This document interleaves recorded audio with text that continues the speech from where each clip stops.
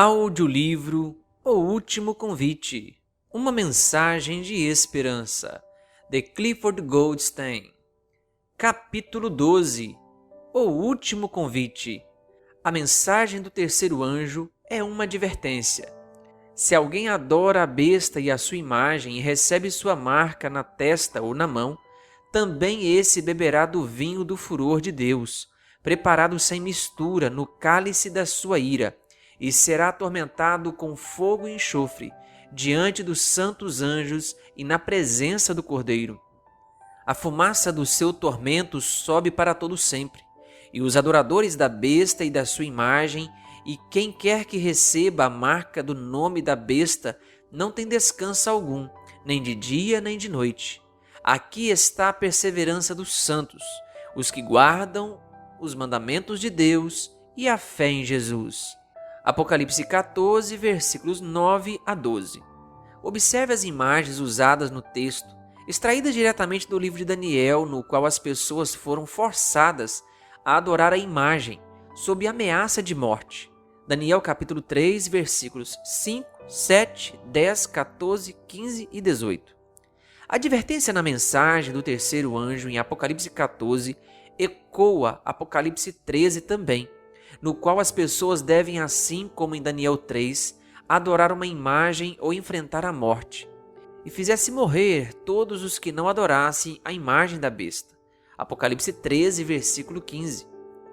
Além disso, não se esqueça, a mensagem do terceiro anjo é anunciada logo depois da proclamação da segunda mensagem angélica acerca da queda de Babilônia. Apocalipse 14, versículo 8. Que império no Antigo Testamento forçou a adoração de uma imagem? Babilônia. Daniel 3, versículo 1. Um dia em questão. Tanto na Babilônia antiga como na moderna, a grande questão é a adoração.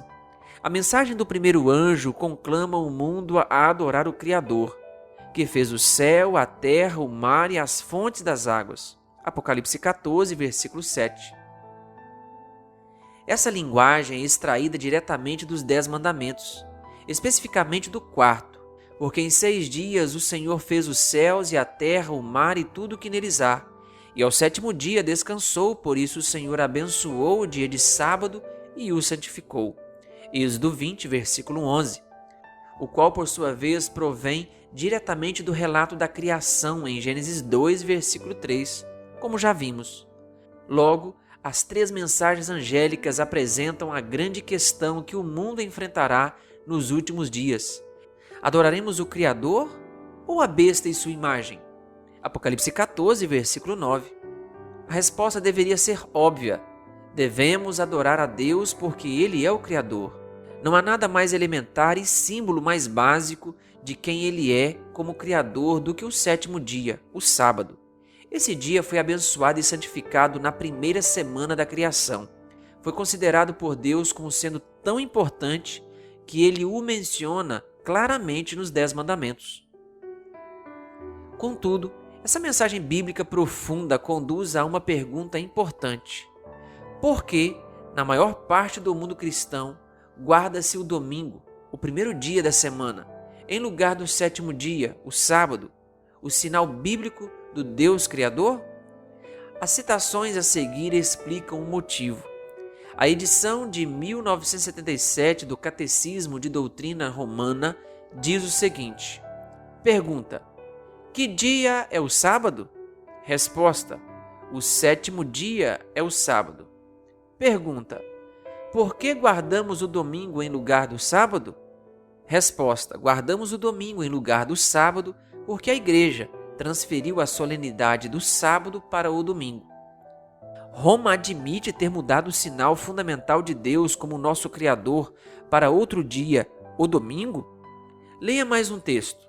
Pergunta: que prova há de que a Igreja tem poder para ordenar festas e dias santos?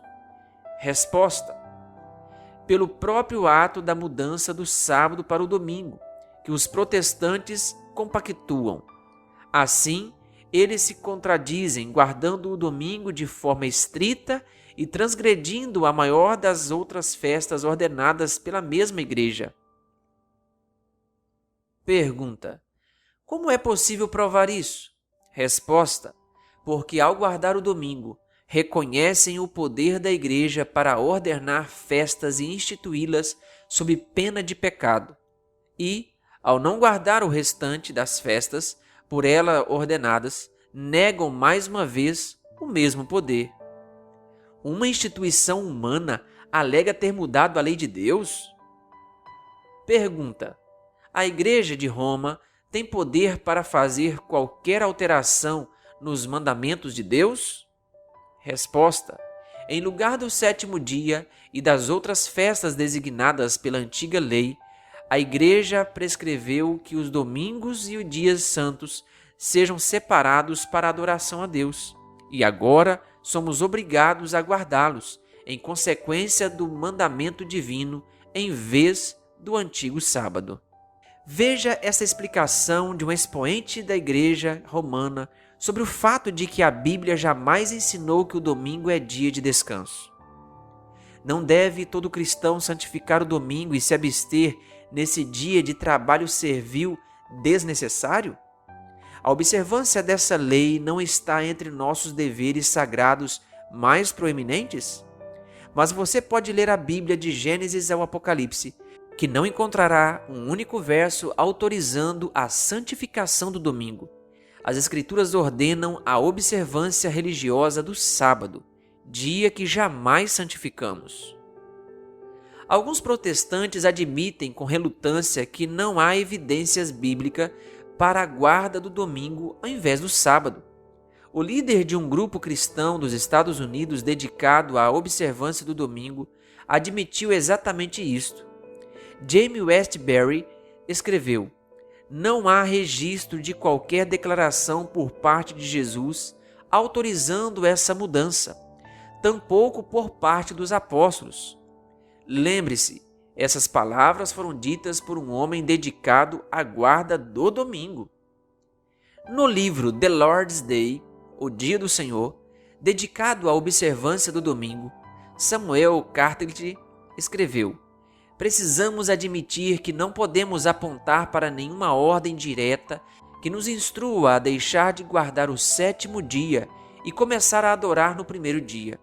Eles não conseguem encontrar uma ordem sequer, pois não existe na Bíblia tal ordem, direta ou indireta, que altere o sábado instituído no 7º dia da criação para o domingo, dia esse que a Bíblia jamais tratou como santo. Estariam os evangélicos dizendo, sem ir direto ao ponto, que aceitaram a mudança do sábado efetuada por Roma? Reconhecem a alteração desse símbolo fundamental que remonta ao próprio Éden e a Deus, o nosso Criador? Parece que sim. Alterações ilegais.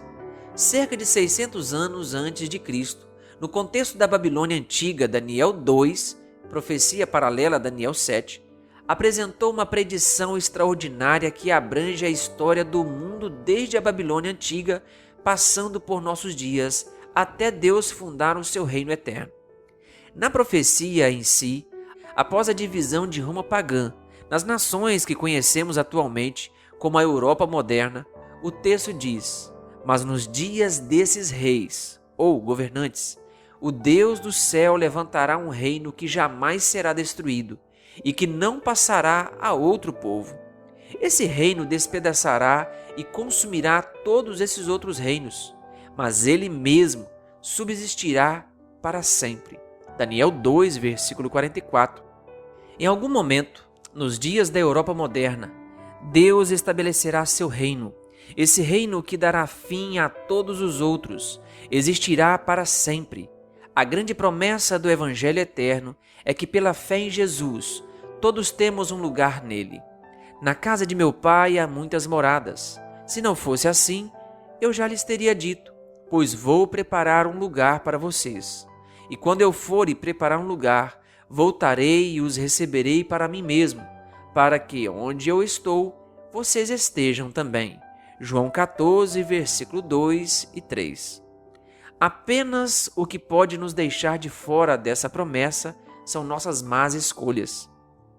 A profecia de Daniel 2, em suma, apresenta a seguinte sequência: Babilônia, Média-Pérsia, Grécia, Roma e reino eterno de Deus, onde Jesus preparou um lugar para nós.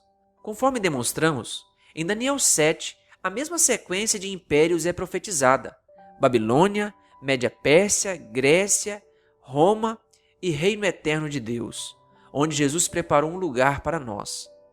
Nas duas profecias, o reino humano final, aquele que surge após a Grécia antiga e permanece até Deus fundar seu reino que jamais será destruído, Daniel 2:44, é Roma.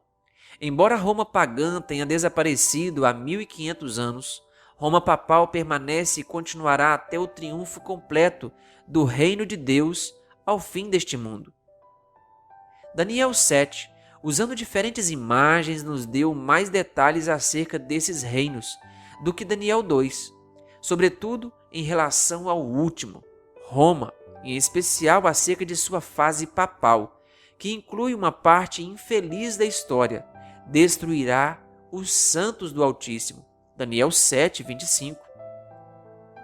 Levando em conta que Roma afirma ter instituído a guarda do domingo, um dia que tanto evangélicos como católicos admitem não ter apoio bíblico, esse verso é significativo.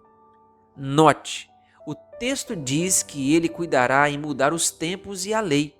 A lei de Deus, inclusive o quarto mandamento, foi escrita em pedra pelo dedo do próprio Deus. O Senhor me deu as 2 tábuas de pedra, escritas com o dedo de Deus. Nelas estavam todas as palavras que o Senhor havia falado com vocês no monte, no meio do fogo, quando todo o povo estava reunido. Deuteronômio 9, versículo 10. E confira Êxodo 31, versículo 18. Nenhum poder humano é capaz de mudar isso. A Nova Versão Internacional diz que Roma tentará mudar os tempos e as leis. Tentar não é o mesmo que conseguir. A morte de Jesus na cruz por causa do pecado, que é definido como a transgressão da lei, 1 João 3, versículo 4, prova a imutabilidade da lei de Deus.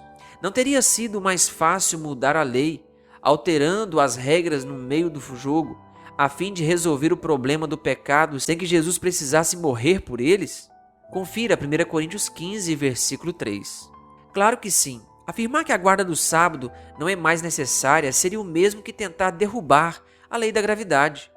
As coisas cairiam na mesma aceleração a despeito de qualquer tentativa de mudança. Contudo, essa tentativa de mudar a lei de Deus assumirá importância tremenda quando o mundo inteiro se envolver e fizer morrer todos os que não adorassem a imagem da besta. Apocalipse 13, versículo 15. É justamente contra essa adoração forçada que a mensagem do terceiro anjo adverte de maneira contundente. Apocalipse 14, versículos 9 a 11. Enquanto muitos adorarão a besta e a sua imagem, outros adorarão aquele que fez o céu, a terra, o mar e as fontes das águas. Versículo 7. No Éden, a adoração ao Criador tem como marca o sábado do 7º dia. Deus abençoou o 7º dia e o santificou, porque nele descansou de toda a obra que como Criador tinha feito. Gênesis 2, versículo 3. Essa verdade também foi imortalizada no 4º mandamento. Porque em 6 dias o Senhor fez os céus e a terra, o mar e tudo que neles há. E ao 7º dia descansou, por isso o Senhor abençoou o dia de sábado e o santificou. Êxodo 20, versículo 11. Adorar a imagem? Adorar o Criador? É um ou outro? Essa será a escolha colocada diante do mundo inteiro. Para saber mais sobre o assunto deste capítulo, acesse adv.st/convite12. Se você ainda não é inscrito em nosso canal aqui no YouTube, se inscreva e ative o sininho. Canal O Bom da Bíblia.